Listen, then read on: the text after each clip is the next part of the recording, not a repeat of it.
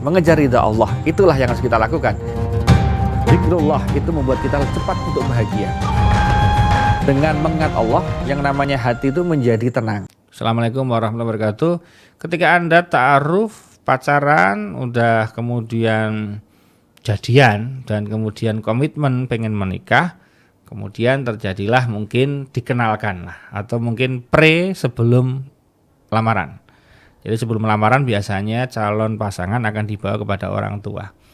Nah di sini orang tua kemudian memberikan evaluasi dengan ilmu keajaibannya, ya. Jadi orang tua itu mungkin nggak sekolah, mungkin pendidikannya nggak tinggi, tetapi dia punya ilmu feeling dalam hatinya. Khususnya ibu kita itu bisa melihat merawang jauh kira-kira ini jodoh ini cocok atau enggak.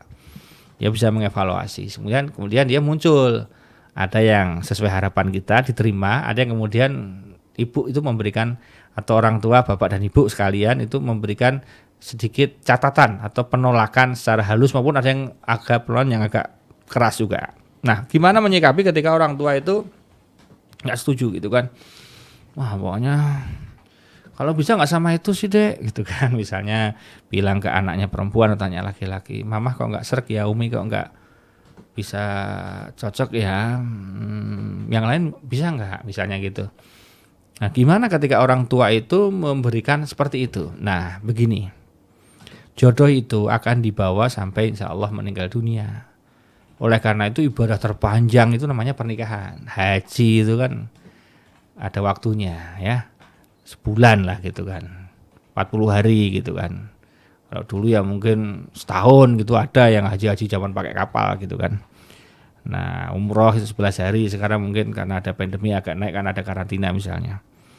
Nah kemudian puasa ya kurang lebih 30 hari gitu kan. Sholat ya 5 kali, berarti kurang lebih ya 1 kali sholat mungkin setengah jam kali dengan 5 kali sepanjang hidupnya. Nah kalau nikah itu dari ijab kabul sah gitu sampai dengan meninggal dunianya begitu panjang. Kalau dia menikah usia 25 ya kemudian sampai usia 90 ya berarti dia lama sekali kan, dari 25 ke 90 itu kan lama sekali, dan itu bersama terus loh. Apa artinya? Artinya karena nikah itu ibadah terpanjang, terlama, maka kita nggak boleh ngawur dalam menentukan calon kandidatnya. Nah ketika orang tua itu punya feeling dan mengatakan nggak cocok, itu yang harus Anda lakukan adalah gimana caranya kamu ngomong baik-baik sama calonmu itu untuk membatalkan, untuk nggak jadi. Ya itu aja, kalau saya simpel seperti itu. Kenapa? Karena kita capek meyakinkan orang tua, capek gitu kan. Meyakinkan orang tua itu nggak mudah dan capek, dan itu berpotensi nanti ada masalah karena orang tua udah nggak seneng dulu, udah ganjel dulu. Nah maka saya punya saran, kalau Anda sebelum mengenalkan orang tua, profiling dulu, ceritain dulu calonmu itu kepada orang tua. Ini bu, ini pak, ini orangnya begini-begini. Jadi dikasih dulu semacam narasi atau semacam pengantar sebelum ketemuan, sehingga kalau perlu beberapa bahannya kamu tunjukin. Ini loh pak, dia ini pendidikannya di sini, ini. Jadi ada data-datanya. Jadi sebelum ketemu orangnya dia udah tahu nih rekam medisnya kayak apa.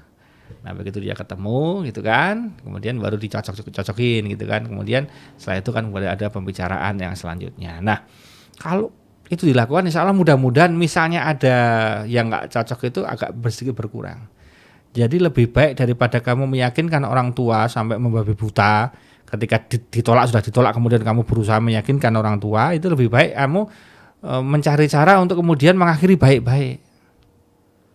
Nah, bilang aja terus terang, saya minta maaf sekali, saya sebetulnya dalam hati yang kecil paling dalam saya sangat mencintai kamu, ingin kamu jadi suamiku, jadi istriku, tetapi aku harus taat kepada kedua orang tuaku, khususnya ibuku, karena dialah yang melahirkan dan merawat aku sejak kecil. Oleh karena itu bukan kamu yang terburuk, bukan, tetapi ibu tidak cocok. Jadi bisa jadi kamu terbaik, tapi bukan untuk aku, tapi mungkin untuk orang lain. Gitu caranya.